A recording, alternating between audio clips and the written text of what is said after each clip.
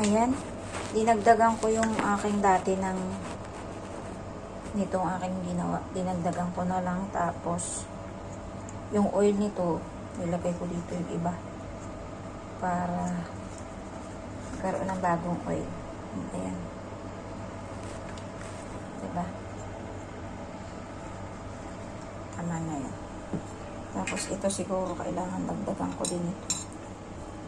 Para dumami yung kanyang ano, hindi mas madami ang oil. Dapat mas maganda yata talaga na mas marami yung avocado. Hindi naman masyadong lutang sa mantika. Sa mantika. Sa baby oil. Yan. Siguro magkakadkad pa ako para ilagay pa ulit. Kakadkadin ko pa to. Kasi ito, lalagyan ko pa din ng kaunti. Or, tama na yung ganyan level ng oil. Mantika. Ng oil. Ganyan level, okay na yan. Tapos ito, siguro dadagdagan ko pa rin po ng konting. Nagtataka kayo, nasa bintana kasi ako. Ito. Ang aking alaga, mabuti o tahimik, hindi ko alam kung nasaan na.